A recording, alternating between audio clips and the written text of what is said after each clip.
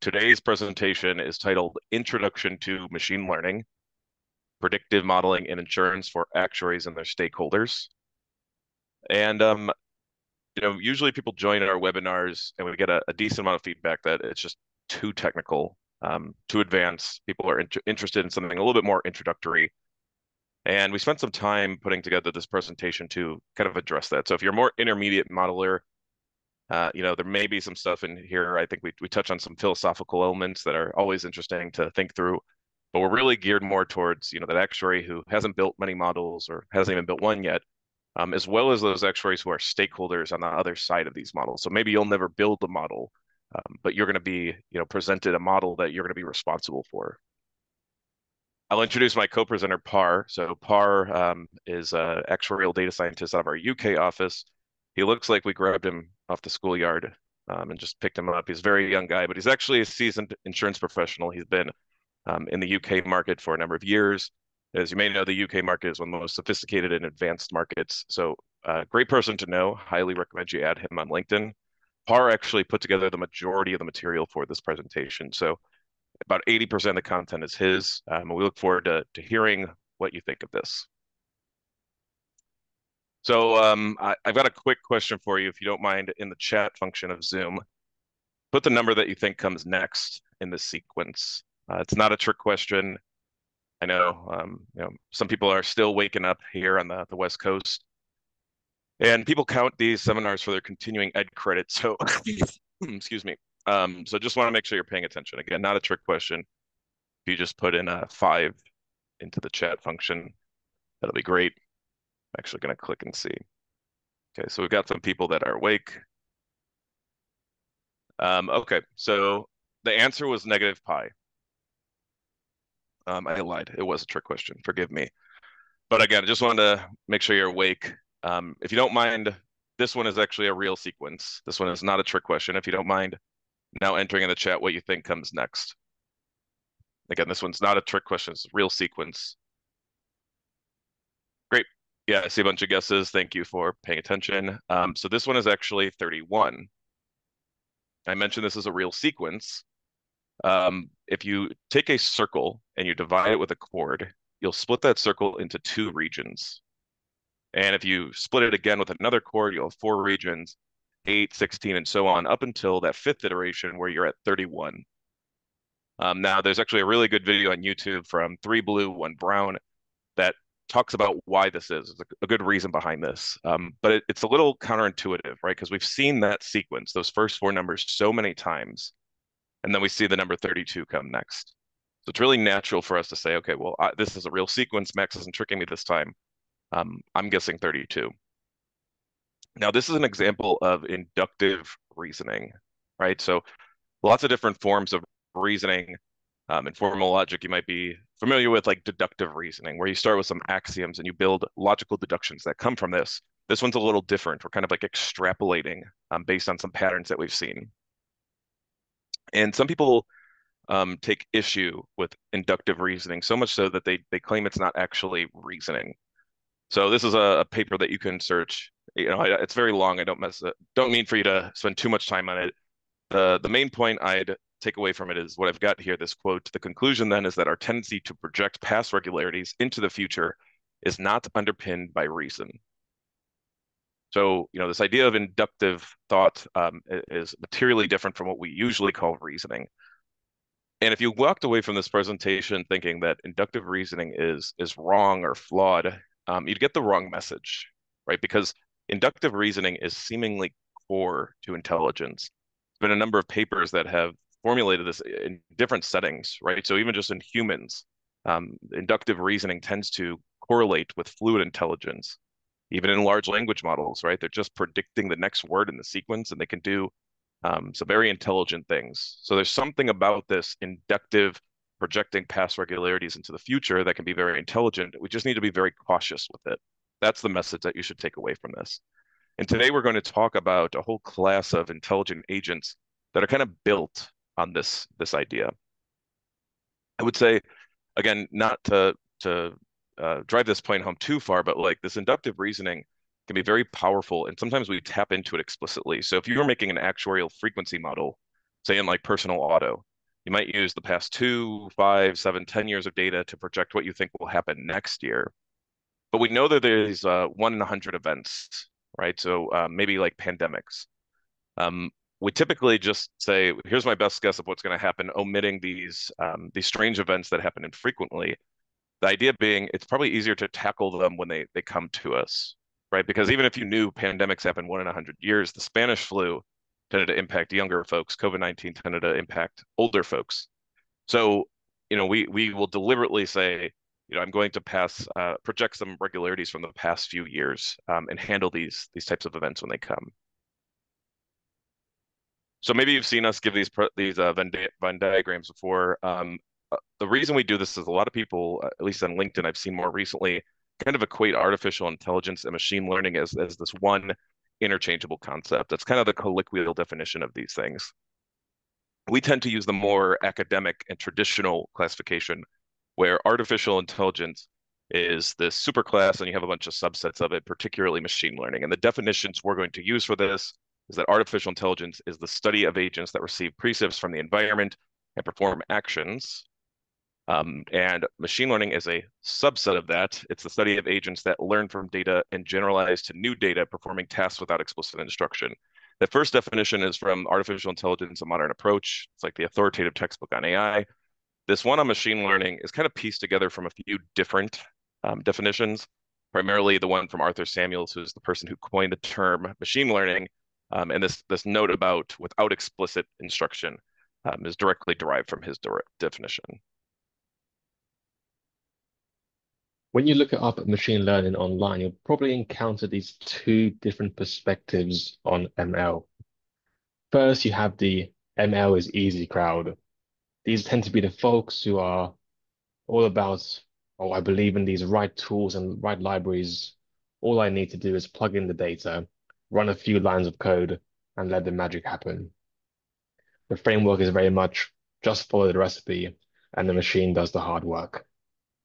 On the other end, we have the ML fanatics. This perspective, we have enthusiasts, which are deeply immersed, so much that they might even speak a different language altogether, consistent of buzzwords such as AI is transforming the industry, or in the next 5 years, this is what AI is going to accomplish. And as we go through this session today, we want to keep both perspectives in mind and try to bridge the gap between them. Here's a very interesting quote I've seen from Baron Schwartz, CEO of a data company. And depending on where you read about ML, you're going to see the same topic be conveyed just slightly differently. When it's fundraising, it's about AI, something big, bold, and visionary to sell a dream to investors. When you're hiring, suddenly it becomes machine learning, something practical and specific, because you want to speak the language of engineers and data scientists. But when implementing, it's logistic regression, something simple, reliable, and effective, with a focus on what works in the real world. The point I want to get across here is to not blindly be influenced by every single AI marketing campaign that you see online, because often ML can cover multiple different topics. Sticking now within the insurance field, there's a few reports I've seen online that I'd like to share. First of all, as you are already aware, machine learning is rapidly transforming the insurance industry.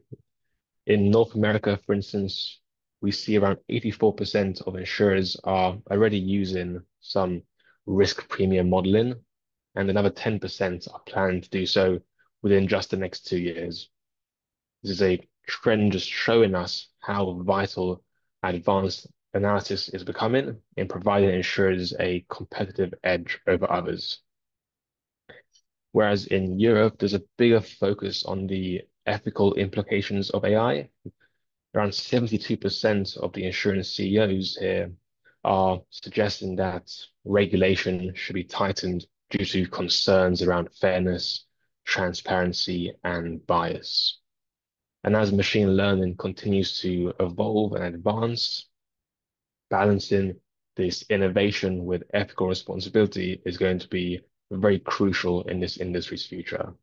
It's going to put an increasing amount of pressure on insurance companies to make sure that they're transparent with their use of AI. So I want to share some examples of problems that we might encounter in insurance. So for instance, assessing risk and predicting claims to help reduce mispricing and unexpected losses. It's also quite difficult to fully understand and segment a diverse customer base to target specific products and marketing efforts.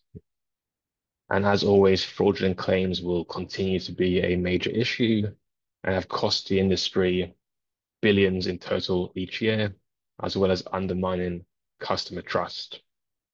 But luckily for us, we very likely have enough data to justify being able to address these problems with machine learning. As an American, I love this meme, and again, Par put together most of the material, so it pleases me that they have the same humor across the pond.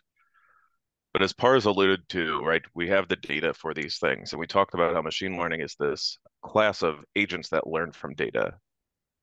And I don't want to get too caught up in the weeds here, but when we talk about machine learning, there's three main paradigms. There's technically more. Let's keep it simple for today and talk about the major ones. The first one is supervised learning. So this is the idea of learning from example. We have labeled data, and we're going to do things like regression, classification, ranking. The majority of the problems that we'll solve in insurance will use supervised learning, at least from the perspective of the actuary. There's some other paradigms too, which we won't touch on as much in this presentation, but it's good for you to know them. One is unsupervised learning. This is the idea of learning structure or pattern from the data. So there's no examples, but we're going to find relationships in this data, things like clustering, dimensionality reduction. And finally, there's the new kid on the block. It's not really that new. It's been around for a long time, but it's shining right now. It's the idea of learning from reward. We call this reinforcement learning. So Par is going to tell us, how we would use this in those insurance problems. But keep in mind, majority of actuaries are probably going to work on supervised learning projects.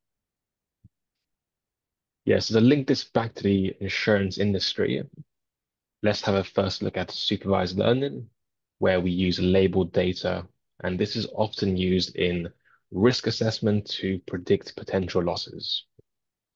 Unsupervised learning, which focus on discovering hidden patterns with unlabeled data, this tends to be more valuable for customer segmentation, allowing you to tailor products more effectively. Anomaly detection is quite important for identifying outliers and irregularities, and this is a key technique which can help in fraud detection, where spotting unusual behavior can help prevent fraud activities from taking place.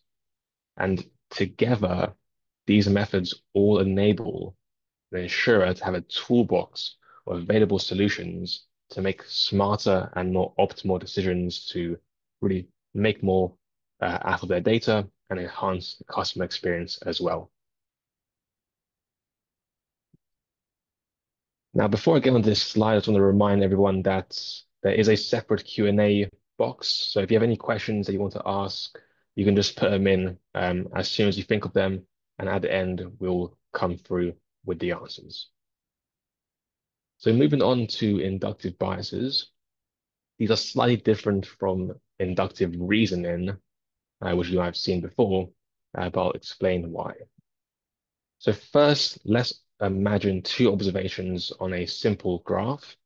You can imagine that there will be an infinite number of functions which will go through these two dots.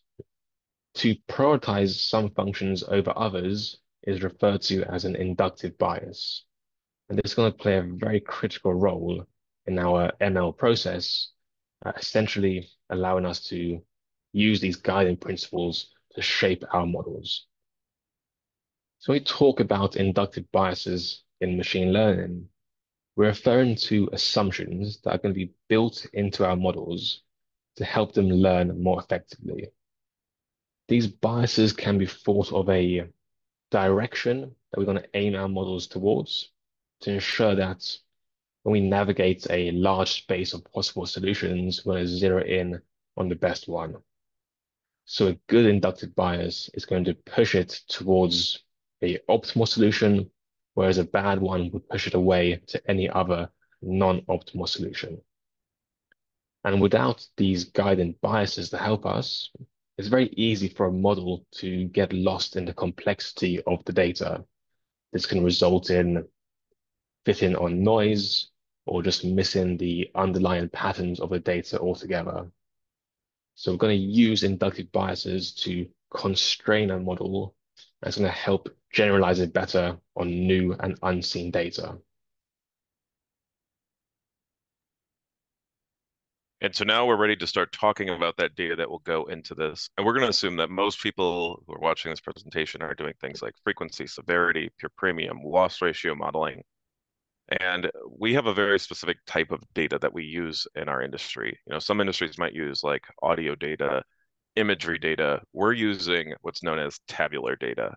We're going to represent things that we've observed in the rows. So maybe it's a transactional exposure, maybe it's a telematics trip. And then we're going to have the columns represent a few different things, such as the predictors and the target variables. So for most of the algorithms that we'll be talking about today, they're going to be working on this tabular data. And PAR is going to help us, discuss what actually goes into this data set that we're bringing. So starting off with the candidate variables, these are ones that we're going to be testing to see if we can improve a model's performance.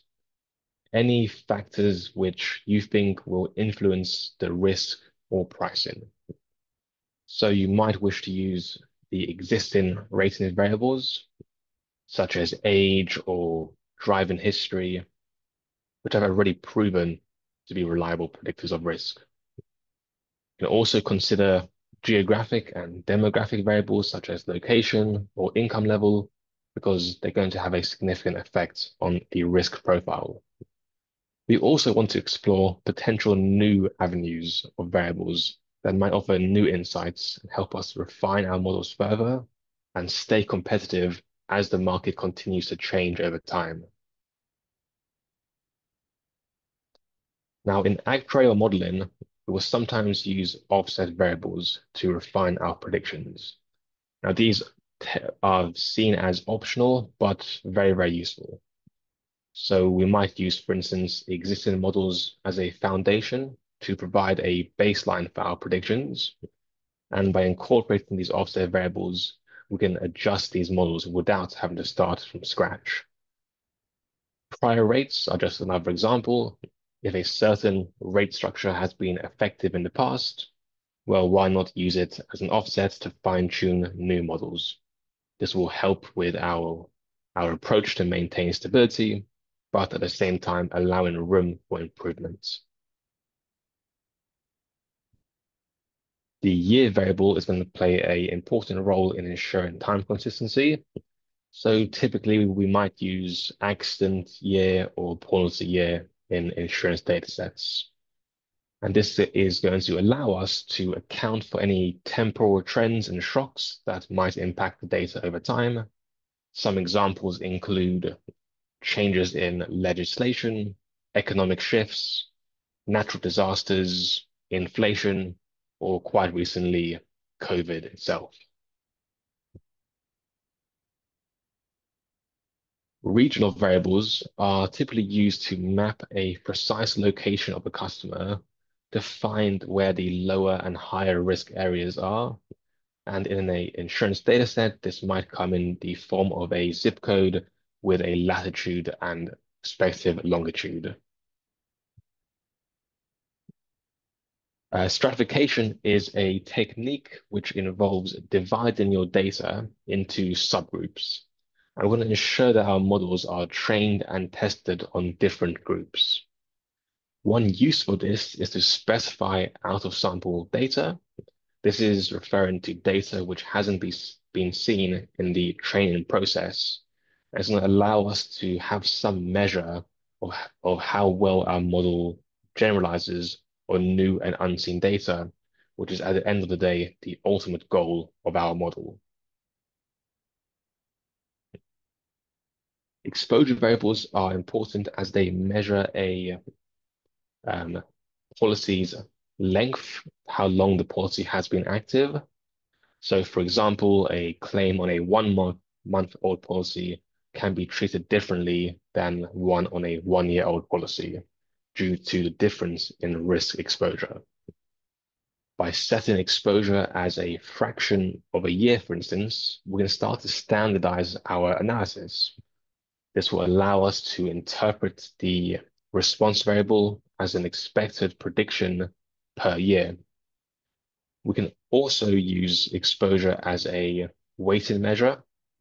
So this will allow us to assign higher credibility to data with higher exposure and less credibility to those with lower exposure. Target variables are the outcomes that we're actually trying to predict. This is what our model is going to be predicting at the end.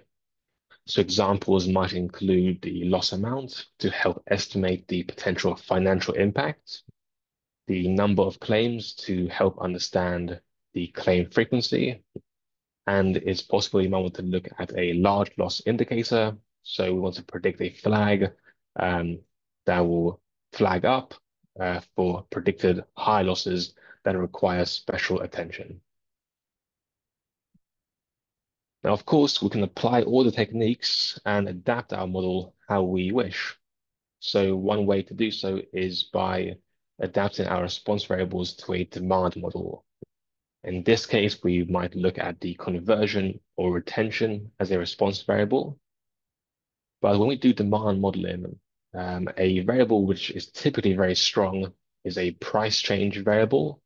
So understanding how a customer's price has changed over time and whether they've continued to convert or not. And we can further add improvements to the interpretability of the demand model through some clever techniques, such as one, modeling the current conversion rates, and two, modeling the changes or the changes in conversion rates in response to price adjustments. So this will allow us to understand if we raise or decrease their price, what would be the estimated impact of this?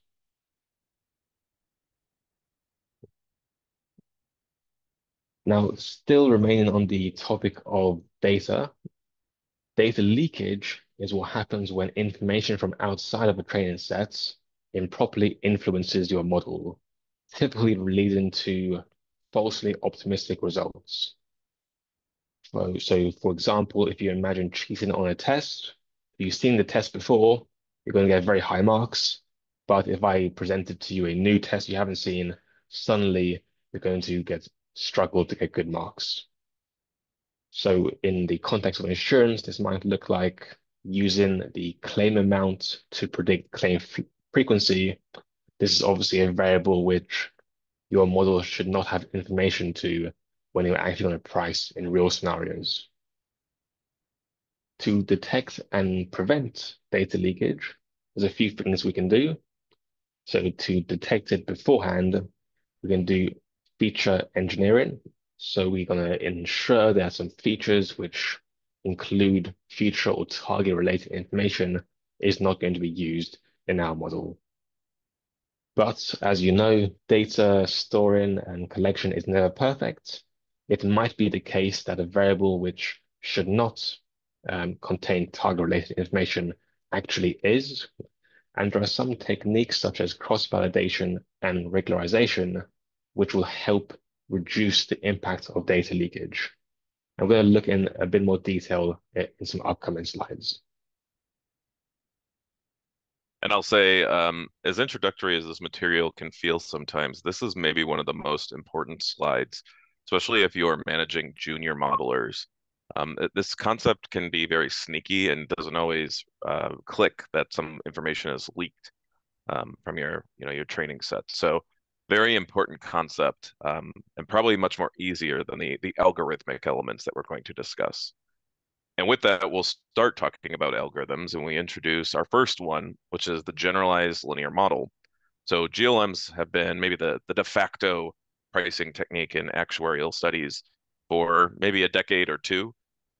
These are statistical models. They're an extension of those, Gaussian linear regression models. So we have a bunch of points and we draw a line through it, a much more modern variant. One of the things that we did with this technique to, generalize it was we allowed for different distributions of the target variable, which happens to be very handy because a lot of the things that we model in insurance tend to fit to these types of distributions. So things like claim counts or like frequency, right? We're going to use the Poisson for those. Things with this right skewed continuous severity element, right? We can use the gamma distribution. So very handy, and that's what the G in that GLM stands for. And why do we like the GLM? Why have we been using it for so long? There's some really good qualities about it, particularly its flexibility. And so you might see the L in GLM and think, my data is not linear. I have these really rich nonlinear relationships. But what we can do in the GLM is transform these variables so they can have these nonlinear relationships. So we can still tap into the linear fitting process, but there's some transformation that allows us to take a nonlinear product. And that's very useful in this field. The other is this explicit modeling, right? So when Par was talking about these inductive biases, we can tap into that. We know that these phenomena tend to follow certain distributions, and so we can explicitly say, I want that to be what I'm using to model this. And finally is the transparency and the interpretability. These are unrivaled in the GLM. This is why we like them and why we keep coming to them and keep building off of them is because this is probably the most transparent machine learning technique, and it is highly interpretable. So when we build our GLMs, there are going to be several features that guide our approach. So let's start off with explaining the linear predictor. This is just a linear combination of your parameters and explanatory variables. It's going to help us estimate how each predictor contributes to the final outcome. The link function, this is where the generalized part of the GLM comes in. It connects the linear predictor to the expected value of the response. So we're not saying that the response must be linear, but instead a transformation of the response is linear. The probability distribution, this refers to the choice of distribution that depends on the response variable's nature, whether it's continuous, discrete, or binary. And this falls under our definition of an inductive bias, as we're feeding the model prior information at the initial stages. You can see at the bottom a example graph where it suggests for a frequency or claim count model to match it with a Poisson distribution. So generalized additive models, referred to as GAMs or GAMs, are further generalizations of GLMs. They now express the expected value of the response as a sum of the functions of the predictors. This tends to have a very big impact in capturing nonlinear effects and interactions. So you might be interested to look this up in your free time. And if you do, you might see that GAMs and GLMs are used interchangeably, or their terms are at least used interchangeably.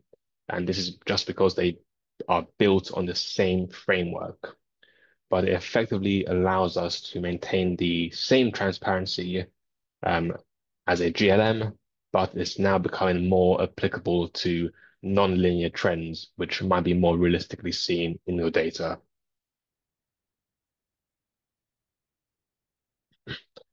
So I mentioned that one of the key features of GAMs is their transparency.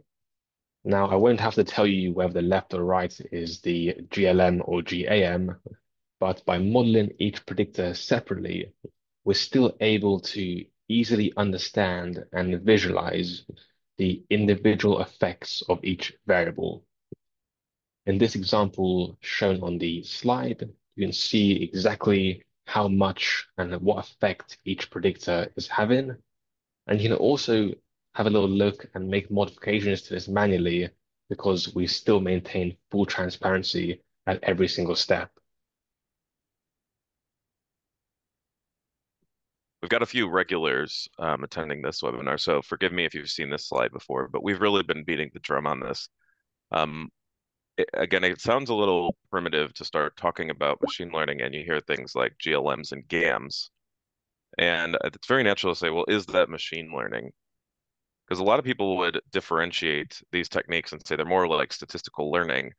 But I think you'd actually be surprised to see, again, we're taking the more academic definitions of these things, and linear models and their variants are indisputably artificial intelligence and machine learning if you use those definitions. And so present to you the top five textbooks in computer science on AI, ML, and deep learning. And you can see linear models and their variants are mentioned in all of these, even the deep learning textbook. And there's a good reason for that, right? We talked about how these models are highly transparent, and that's actually what the deep learning textbook is doing, differentiating what you give up from that transparency, that interpretability. That textbook from Murphy on the right, machine learning, has hundreds of pages on linear regression, logistic regression, and GLMs. So, maybe it's not as fancy to say that these are machine learning, but there's a good reason that they are and why we keep them alive. So we've kind of alluded to this in some of the prior slides, but you could think of GLMs and GAMs as different things. As Par mentioned, they're kind of built on the same framework. The idea was we used to have techniques like linear regression, logistic regression, Poisson regression, and then some geniuses realized we can actually generalize this into one unifying framework, and that's the GLM. And we love the GLM for all those reasons that we mentioned, but there are some issues with the GLMs. So we started innovating on them. We said, can we keep the things that we like and fix the things that we don't like? So we've already mentioned GAMs. That's one of the innovations. And then we're going to talk about penalized regression in a little bit. Now, there are more modern variants of these. So we're on the variants of the variants, and those are things like Akur8's derivative lasso and also AGLM. So this is why we keep these things alive. They're very powerful. And again, I think it might not be fashionable to call them AI ML, but they are. Bias and variance are both fundamental concepts in model building, which are going to help us understand and balance accuracy and complexity of our model. So firstly, let me give some definitions so we're all on the same page. Bias is what refers to error from typically overly simple models that are failing to capture the complexity of our data. To give an example, a single simple linear model might not be able to capture non-linear relationships very well. Variance, on the other hand, is error typically from these overly complex models that fit the noise in your training data as opposed to fitting solely on the underlying patterns.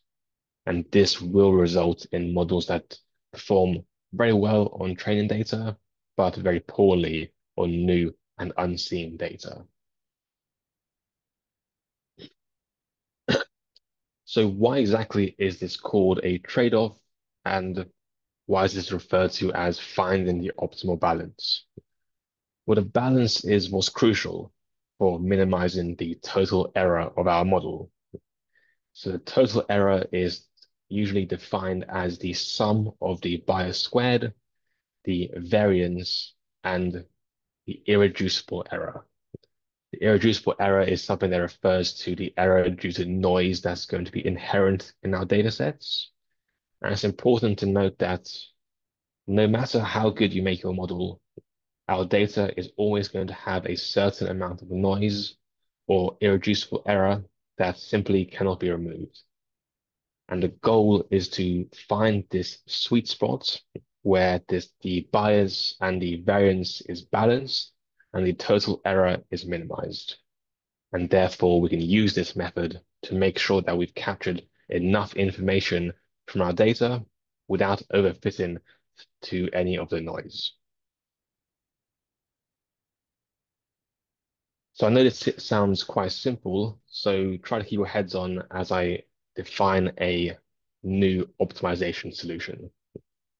So let's just for simplicity's sake, imagine a two-dimensional space. Here, labeled in green, we have the true perfect solution. This is the ideal response that we want from our model. In orange now, we're going to specify a starting point.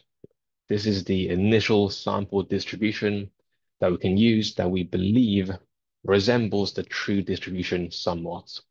And it's going to be based on our own knowledge and experience. So how do we turn this into an optimization solution? Well, let's first begin by drawing a circle around our sample distribution in orange.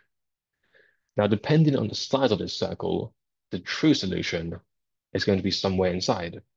So let's first start with a circle with a very large radius. Now let's consider the other option where the radius is very, very small. The true solution is not going to be in the circle anymore, and therefore the outcome or the performance will not be very good.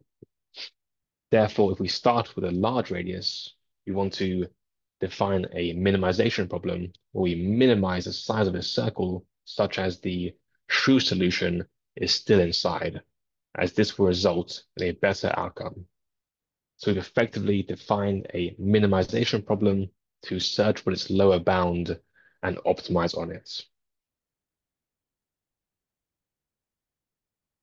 And so we've kind of alluded to this earlier with the mind map where we showed penalized regression in there.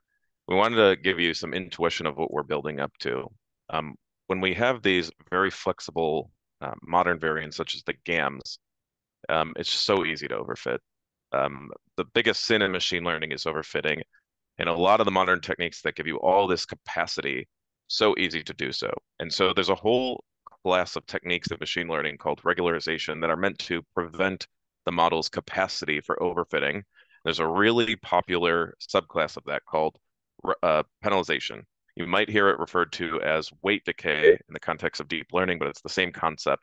The idea is that the model pays a penalty to give magnitude to the parameters, right? So there's some hurdle that has to, or cost that has to be paid by the model. And this is a very powerful technique that is very simple, but produces really good results. And it kind of kneecaps the model so they can't overfit as easily. And you can see an example down here where, you might have had this high capacity GAM, very jagged, contribution from a coefficient. But then when we introduce this idea of penalization, it's a little bit smoother. And we're probably not as far on that variance trade-off as we would have been otherwise. There's two very popular versions of penalization in GLMs. One is lasso, one is ridge. There's a whole class of combinations of these called elastic net. But we want to introduce this because we're going to see how we get to those modern variants that are still technically GAMs, but incorporate this element. One of our favorite regularization methods is called the derivative lasso.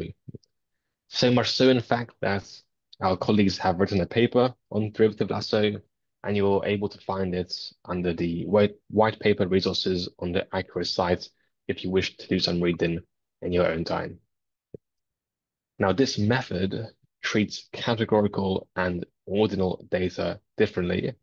So let's first go through categorical data. We have a baseline of a 1.0 risk factor.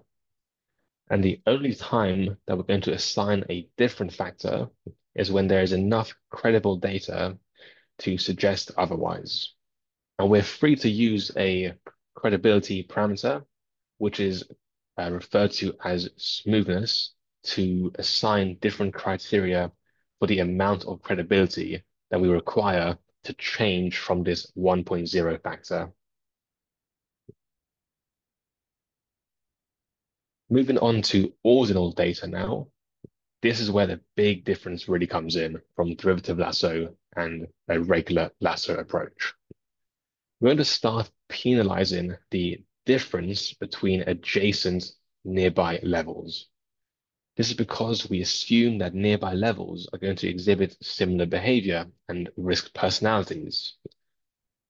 So for example, let's have a look at a A person who is 25 and 26 years old, they're likely to be somewhat similar in risk profile when compared to a 25 and 50-year-old.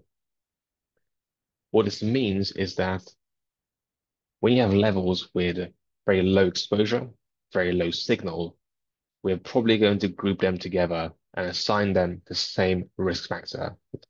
And you may even want to use this as an approach, as a data-driven approach to band levels together. Smoothness or credibility threshold will decide how much signal we require to make a judgment on a particular level. And we're going to have a little look in the next slides about how this affects our model in practice. So here's an example of applying very high smoothness. We require huge amounts of signal to assign different risk factors. On the graph in green, you can see that many different levels have been applied the same risk factor.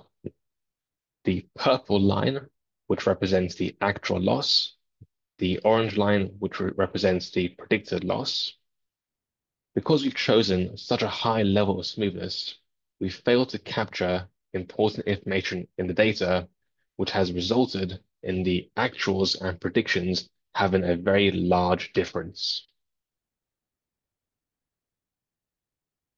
Moving on to a low smoothness example, we've loosened this credibility threshold by a lot, and we're starting to see very large variations between levels. Now the actuals and predicted match almost exactly, but this is not necessarily a good sign. We've captured all the noise in our model as well, and it's very unlikely that if I drew the same graph on an out-of-sample data set, it would perform well at all. We've also managed along the way to lose the value of interpretation of our model. In this graph example, we see that the vehicles aged 12 are predicted to be less costly than those aged 11 and 13, which is potentially going to be misleading, and it might go against what, as experts, we expect to see. So we will instead want to look at a more balanced level of smoothness, where we're able to capture significant variations between levels, but still at the same time generalize well on out-of-sample data. Now, you mentioned before the use of offsets as an optional add-on or feature. There are going to be times where we have prior knowledge of a variable's behavior. This is what is referred to as a offset. Examples include pre-existing models that have already been built, or publicly available premium or rating factors. And by using the exact same derivative lasso approach, instead of penalizing towards this 1.0 risk factor, we're going to instead penalize towards the offset coefficients. So we this time expect that levels with very low exposure and low signal are going to be given the same risk factors as the offset values that we have already predefined.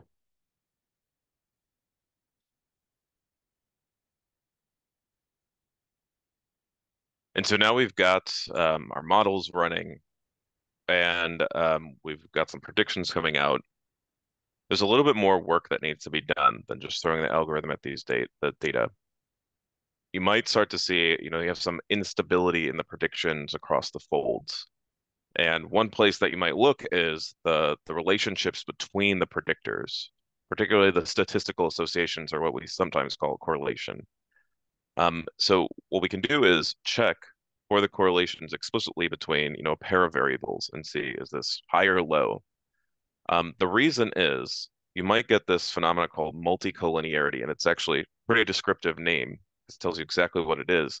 But it's this idea where the predictors kind of share a lot of information with each other. So example, the age of a home and the age of a roof, there's some redundant information there, especially for newer homes. And this is not necessarily a terminal issue, right? This doesn't mean that your model is useless.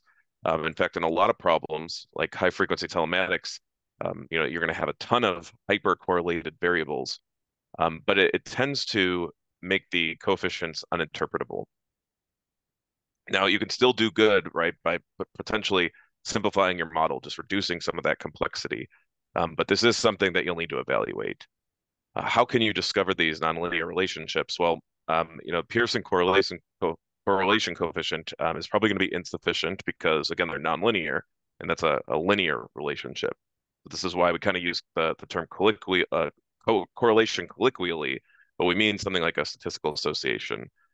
Lots of ways to do this. We can't go into them all in detail right now, but things like residual plots, partial dependence plots, feature importance, but also phi-k correlation. So phi-k correlation is more of a data sciencey correlation metric that allows you to look at things like ordinal variables and categorical variables in the same context.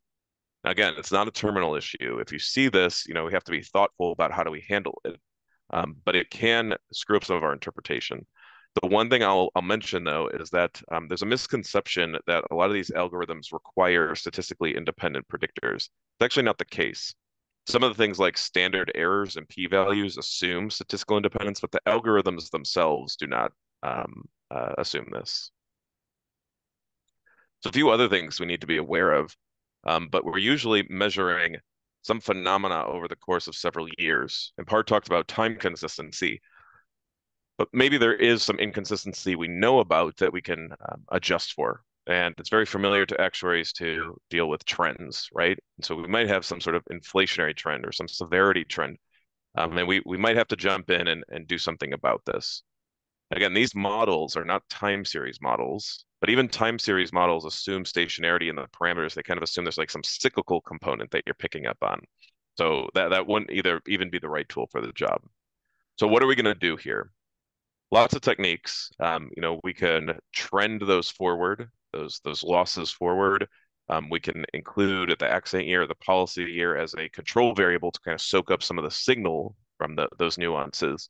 But what's actually interesting is we can tap into this and start using these things for projections, right? So I have a lot of Americans on this call. You might be surprised to know that in Europe, they don't have this formal indication process. They actually use their pricing models to adjust the base rate. And so the idea is, you're kind of tapping into that projection and forecasting outwards what might happen. So it's an interesting thing to think about. Interactions can reveal interesting relationships. So why do we want to use this? Well, individual variables alone might miss out on some nuanced patterns of risk. So, for instance, age and income might show some strong linear trends, but their combined effects might be a bit more nuanced than that.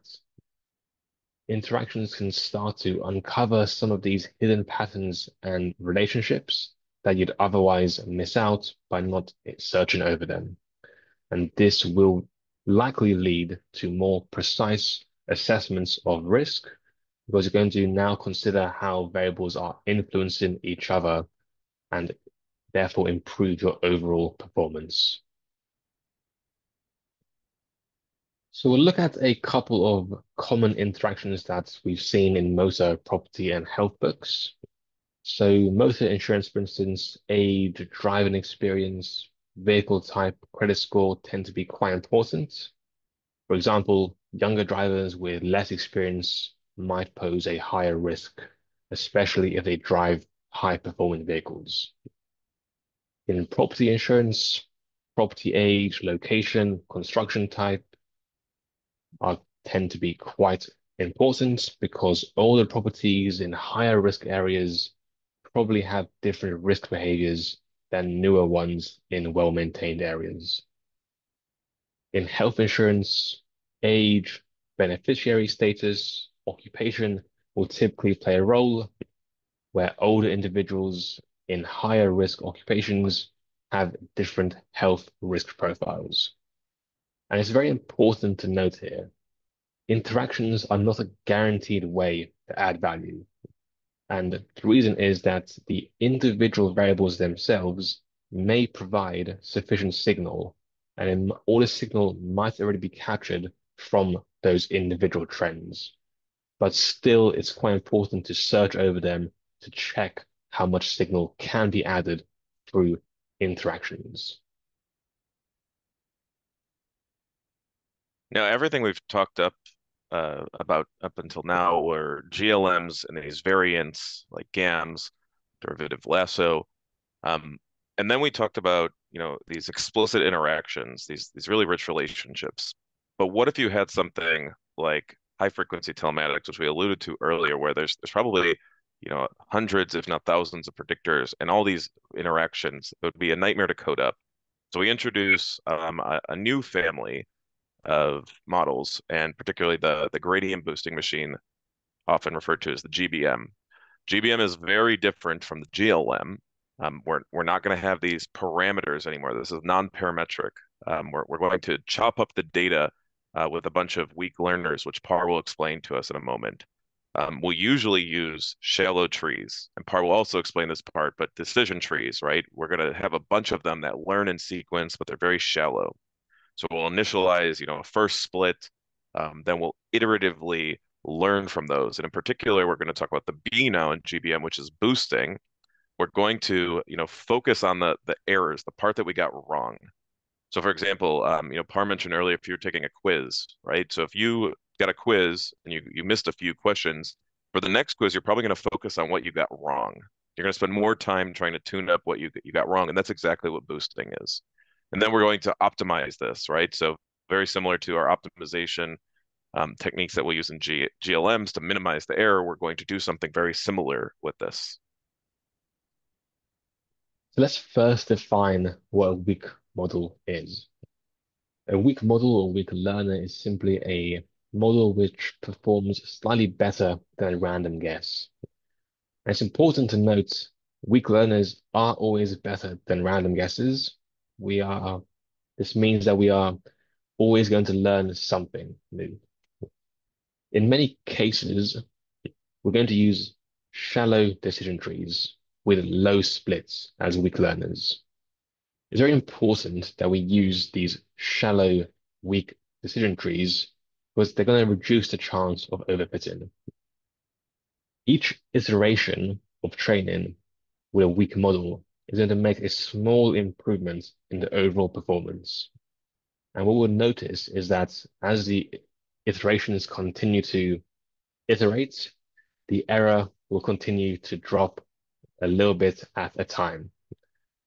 Now, if error is always again lower and lower, why not continue these iterations forever? Well, it's very important to stop this process at the right time because of overfitting.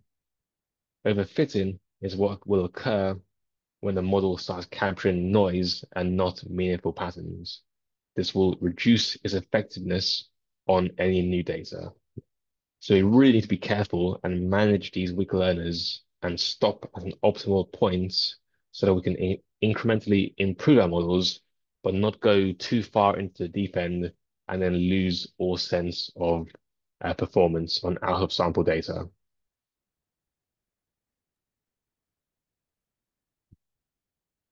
Why not use the GBMs for everything? Um, well, there's a trade-off, and we mentioned this earlier, right? The GLMs, very transparent, very interpretable. That tends to be the downfall of the GBMs. These are black box methods, to say the least. Sometimes you hear people talk about deep learning models as if they're more black box than GBMs. I'd actually argue that's not the case because you can often see what is activating a multi-layer perceptron, right? You can actually do some stuff with that. And that's kind of how we have generative AI. Um, I would argue these are some of the most black boxes. So as much as they are very powerful techniques, we're giving something up. However, that doesn't mean all is lost, right? We're never just going to take a model, take the predictions, and move on.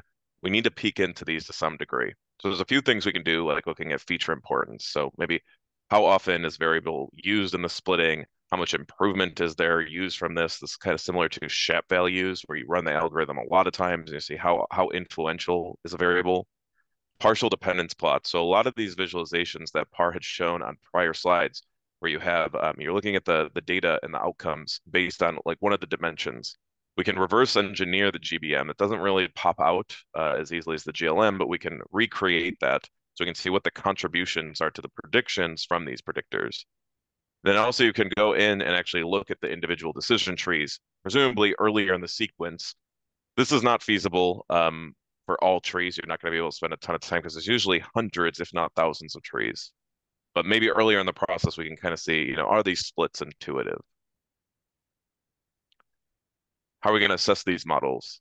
Well, you might have the GLM, the GBM. They each have individual types of performance metrics that you can look at, but maybe we want something that's model agnostic so we can compare different algorithms. There's a lot of things you can do, like mean absolute error, root squared mean error. Those reduce the outcomes to one number, and it's kind of nice because you can kind of say, like, how did this predict? Um, the challenge, though, is that they're error minimizing algorithms, right? They're going to do everything they can to minimize that. And there's probably more information to be learned with other performance metrics. There's two that we really like. Now, there are dozens that you can use in supervised learning. These are the two that we think are good starting points. First is pseudo R squared. It's probably exactly what you think. If you remember from your statistics courses, there's this R squared value, and it's saying how much variation in the data are you explaining. We can't derive that exactly for all algorithms, but there's a way to get that, which is saying how much variation in the data are you getting relative to guessing the weighted average for everyone. And this is a very useful technique. And again, it's model agnostic.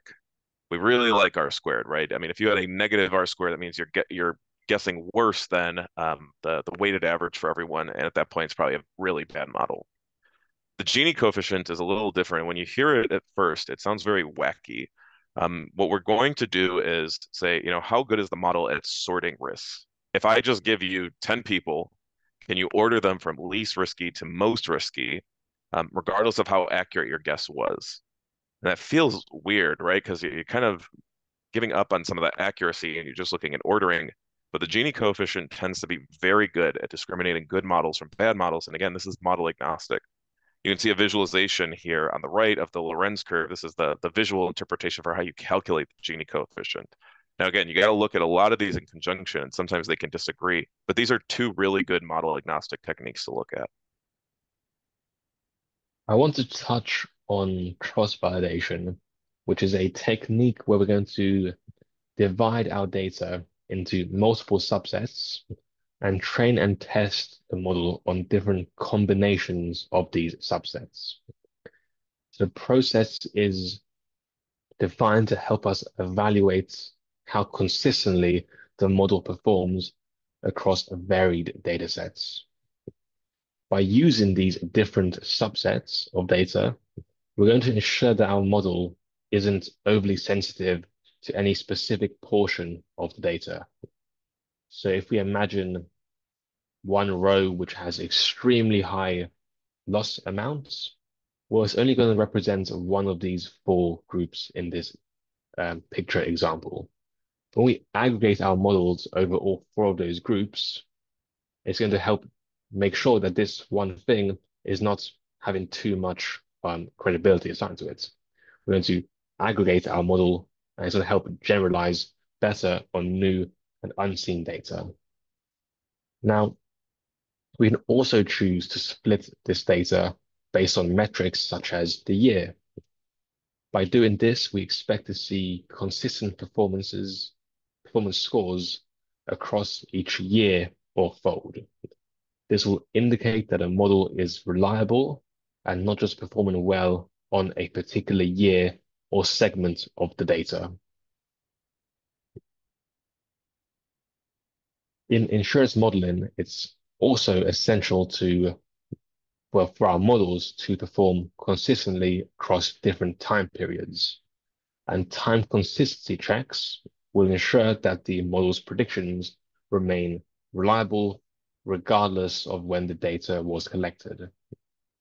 To achieve this, we can evaluate the model's performance over successive timeframes, and by doing so, identify any potential differences between each year. In this plotted example, the graph is showing us the different risk factors that would have been chosen had we built a model on each year separately. And we can in fact see some inconsistencies, particularly in that 16 to 28 segments. And in this example, where there is instability, we have a few options that we can take. So I'll just list three that I would personally consider. One, reconsider the choice of this variable. Is this actually one that's time consistent? If it's not, then maybe we should remove it from our model altogether. The second option, well, maybe we should remove all the old data because all the old data from 5 years ago is no longer relevant. Maybe there's been big enough market changes and trends that we should remove that and only build models on recent data, even though this reduces the size of our overall data sets. And then the final third option that we might take is, well, we attribute the difference to noise. And we just assume that actually, I'm quite confident that this variable is okay. Let's proceed with it and keep it in our model. The no free lunch theorem is a concept in machine learning, and it tells us that without prior knowledge, no single algorithm can perform optimally across all problem domains or datasets. In other words, there's no one-size-fits-all solution in machine learning. And one way you can interpret this is, well, the best algorithm for your task depends very heavily on the specific characteristics of your data and your problem. And by understanding this, it's going to help us recognize the importance of carefully selecting and tuning our algorithms based on the task at hand, as opposed to relying on one single approach for every single situation. Now, one common question that I get all the time is, what is better, a GLM or a GBM? But in reality, this is the wrong question to ask. Instead, let's look at a comparison between a GLM and GBM and understand where we might want to choose one over the other for our task at hand. GLMs are single models with a specified distribution, highly interpretable, with coefficients that very clearly indicate the size and direction of effects. These tend to be best suited for linear relationships and simple interactions due to their straightforward linear structure and are therefore less likely to overfit. On the other hand, GBMs are a ensemble method. These combine multiple models that are built sequentially, and this results in GBMs being able to excel at capturing these very complex and typically non-linear relationships.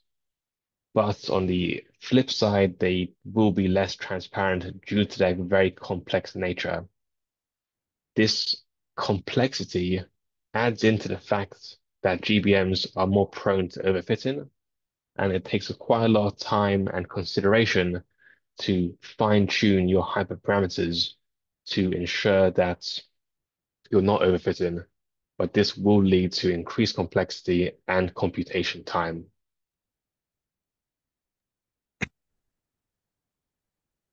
So we're doing a lot of comparisons in today's presentation, GLMs versus GBMs, ML fanatics versus the statisticians. And so it's fitting to end on a note of comparing AI to the experts. But you're smart, you know where this is going. AI is going to be a tool, and we're never going to get rid of the expert. That's really the punchline here. Um, I would say it is worth noting for a moment of like why we still use this. You might think back to like the 70s before spreadsheet software. Actuaries would be plotting regression lines by hand. So they would actually have like a drafting table. They'd spend time, taking the data points, creating a trend line. AI is just really good at this. So handling large amounts of data efficiently, automating this process, identifying these patterns, right? Humans are very good at finding patterns, but there's some things that we aren't good at, and the AI can be leveraged to use that. The other one is that it doesn't suffer from human biases. So, modeler judgment is very important, but we also have to be aware of our biases. Now, the AI can have different types of biases, but at least it doesn't have ours. So we can kind of feed off of the best of both worlds. The expert, though, Actuary has been a champion for actuaries, and we stand by it. I just don't believe that the actuary is going anywhere, that we're all going to be automated out of jobs. particularly because of our domain knowledge. Domain knowledge is, worth it, your weight in gold. If you pick up a machine learning textbook, you might be surprised how often they talk about domain knowledge. Even reinforcement learning, that new kid on the block, the rewards in reinforcement learning represent our domain knowledge. So domain knowledge is something that the algorithms don't have. I don't anticipate they'll have that, and it's very useful. We can have rationale when we're assessing the risk in these things. We can incorporate contextual factors. Think about this. You fit the algorithm a month after COVID versus before COVID, you're going to get the same outcome. Whereas we can contextualize, hey, no one's on the roads right now. So we would probably do something different than what the algorithm is popping out. That leads into tailoring to your business requirements and exercising judgment. So our chief actuary of the US recently gave a webinar where he was talking about how the most statistically sound model is rarely the optimal one from a business perspective. And he made a very compelling case for this. And I think that's the idea here. Par showed some examples where these algorithms are mostly fitting a good relationship, but there's some wacky data point or some coefficient that's just off the charts.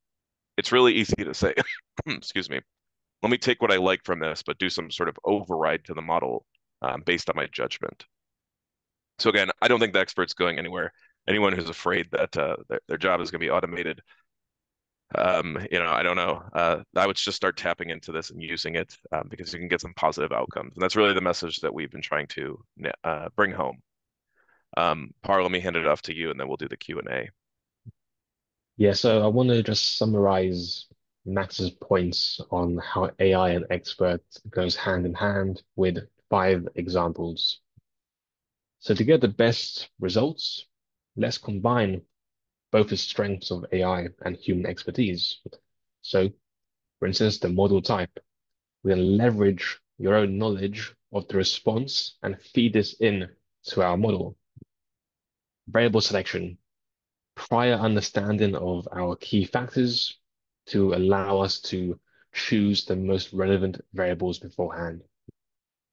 Coefficient smoothness, to ensure our models avoid overfitting and managing the risk of fitting to noise by choosing a more appropriate level of smoothness that the model on its own might not know. Manual intervention, we're going to manually choose to adjust certain parts of our model to align it with our own known realities. Typically, this is most commonly used for very low exposure segments. Interpretability, well, we can always add our own clarity and explain the trends that we see in our models and ensure that our results are understandable and actionable. So overall, we can see that the best approach is often to use the strengths of both when we build our final models for production. Well, we're wrapping up here. We're going to move into the Q&A in a moment, so feel free to start typing those up, and we'll have about 20 minutes or so to tackle those. Few things as we wrap up. First off, want to thank everyone at Akur8. So it's real easy when you see Par and I presenting to give us all the credit, and admittedly, Par deserves a ton because he put together the majority of this content. But we've got a whole sales and marketing team that helps us promote these. So again, we're champions for actuaries, and we're trying to get the message out. We also have a whole data science team that helps us with the technical topics, a whole actuarial team that helps us with those actuarial considerations. Par's not actually in this picture. He was still on the schoolyard at recess before we scooped him up. But again, really want to thank the whole team here. I'll also say as we wrap up, excuse me, we know that this presentation can be a little awkward, especially if you're new to this. I think a lot of people tuned into this because they really want that introduction to machine learning. And we start throwing cross-validation at you, GBMs, optimization techniques, can still feel very uncomfortable.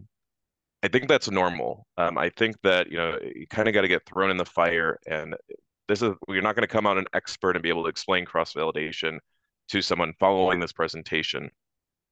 But, hopefully we've inched you forward a little bit. And again, we'll be curious for your feedback. Our presentations tend to be very technical, but if you don't mind sharing your thoughts after the Zoom call ends, there will be a form that you can fill out, or you can message Par and I directly. And again, Tom's webinar is upcoming. That's going to be held on 2 different dates, penalized regression and lasso credibility. So if you don't mind registering for that. I think Tom is going to be presenting on this topic, and it's covered in his new monograph with the Casualty Actuarial Society that's coming out, I think, in October. So a nice little primer before you dig into the reading. So with that, let's jump into the Q&A.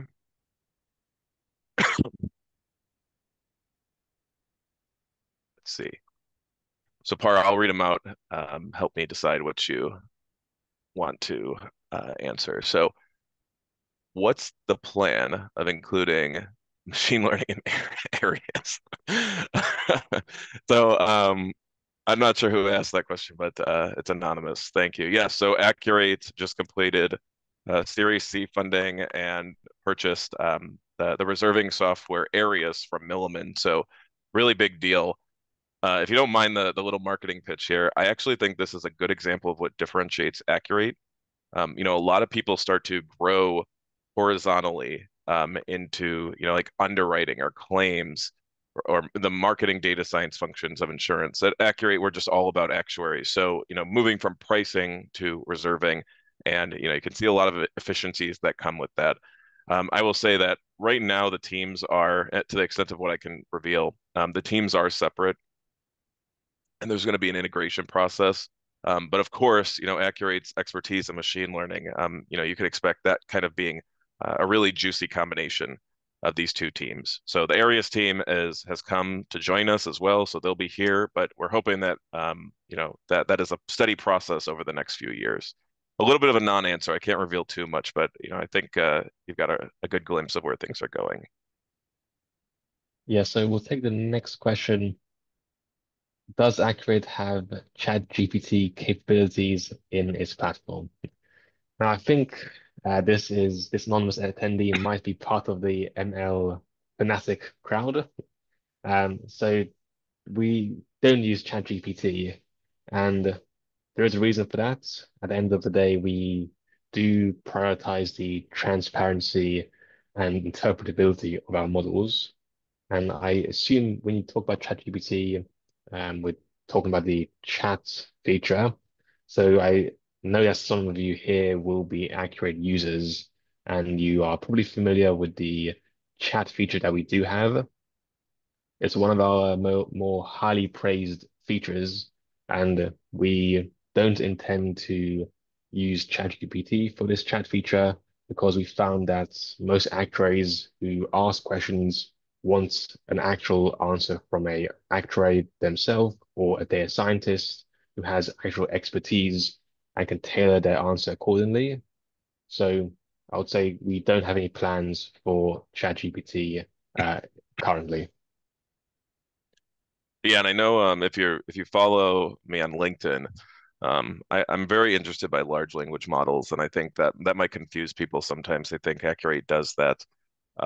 But I had recently made a post, and this is why, I encourage you to connect with Par and I on LinkedIn because we do kind of have conversations and get a pulse on what people are thinking. But I was recently talking about a paper I was going to work on, or a research project that included large language models, so might confuse people. However, I will say that the interesting thing about that project that I was using is it was actually going to interact with a pricing model that I built in Accurate. So I think even if you are doing stuff with large language models, there is some cool stuff to have those large language models interact with the pricing models that you use. Okay, we've got a question in the chat. Have you seen these techniques used for financial and professional liability lines of business? I can talk to this a little bit more, but Par, maybe I'll give you a chance to. I know you're pretty new to the industry. Yeah, maybe you go for it, Max. Yeah, we just picked Par off the schoolyard. So he's only worked on auto before. Yes, we have. So certainly a much harder problem, but you can learn from these to some degree. And we do have some, commercial lines customers, workers' comp. We don't have medical line, or I'm sorry, medical like malpractice customers. Um, Typically, the model is going to be a little bit simpler and it's maybe a bit more exploratory, but we're going to, override it or at least give the underwriters some overrides on this. So yeah, we do see this. The nice thing about that kind of complement of credibility with the offsets that we mentioned tends to be very useful there because now you're penalizing away from some starting point. And maybe it's just the underwriter's premium or like the prior manual premium. So it's kind of like a Bayesian prior. It's not necessarily a Bayesian model per se, because you're not giving the distribution of the parameter, but you're giving like a point estimate for, what my current element is, and then you penalize away from it. So it tends to help. There's still going to be some discretionary elements, some work with the underwriters. One of the interesting things that I've worked with my clients on that are in commercial lines is sometimes we'll take the output of the models and we'll take the underwriter's premium, like their overrides, and we'll do kind of like a two-way model monitoring where we're going to say like, well, who is right, right? And what's interesting is that going into this, coming from personal lines too, I was kind of more of a purist that the actuaries are always right. And there are instances where you see, the actuarial models might have outperformed some of those underwriters, but there are instances where the reverse is true. And I find this very useful because it's kind of like bringing two types of domain knowledge in, where you can kind of start to say, what can we learn from each other? So it's increasingly common too, I'll say. I still think it's going to be a challenging problem despite the adoption. But in the past year or so, we've just signed up a ton of commercial lines customers, workers' comp customers. Feels like there's kind of an arms race to catch up on the data science side in those fields. So really good question.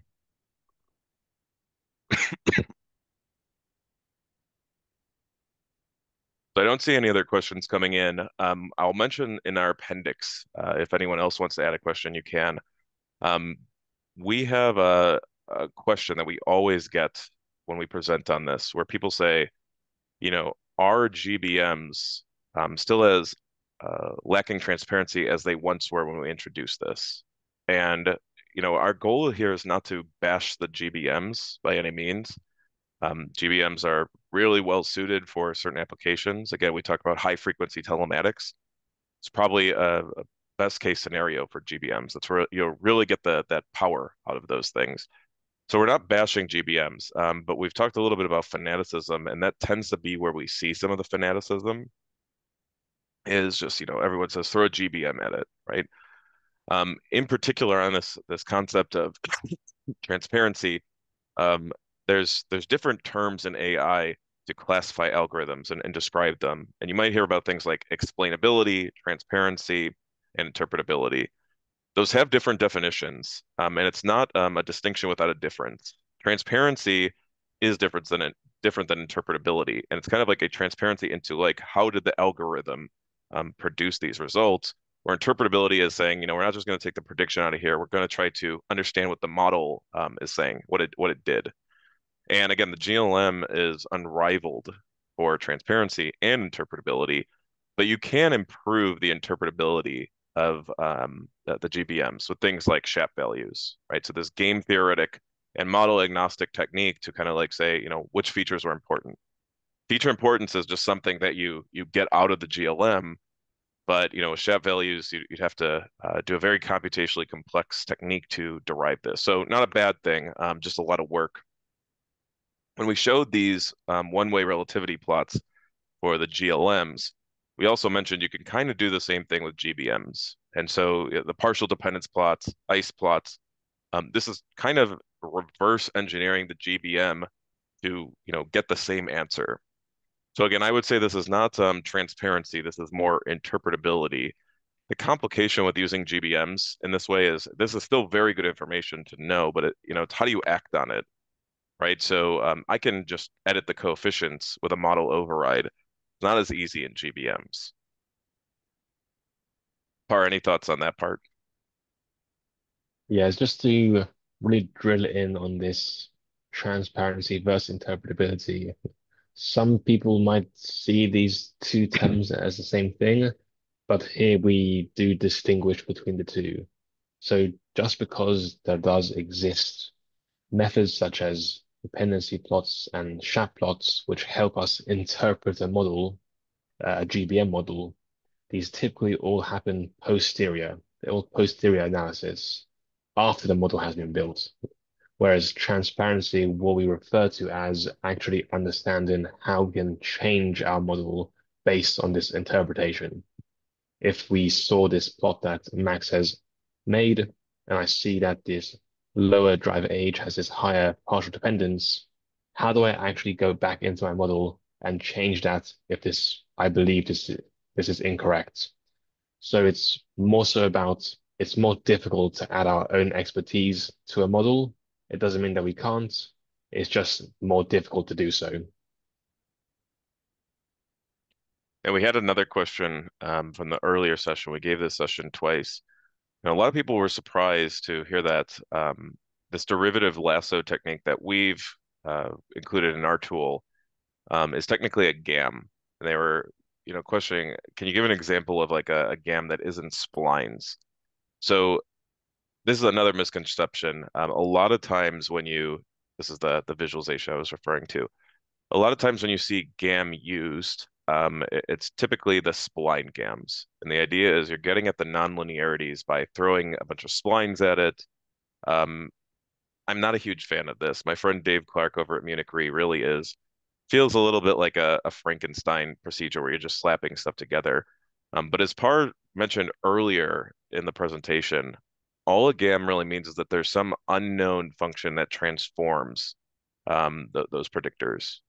So things like derivative lasso or AGLM. AGLM was a paper written by Suguru Fujita, who actually works at Akur8 now.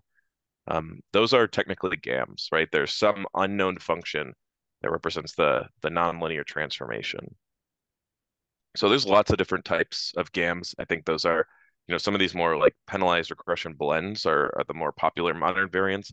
The spline GAMs are still very popular. There are even like Bayesian splines, so you could probably connect the Bayesian one and the GAMs down there. But I think it really drives home that, the GLM is still very important.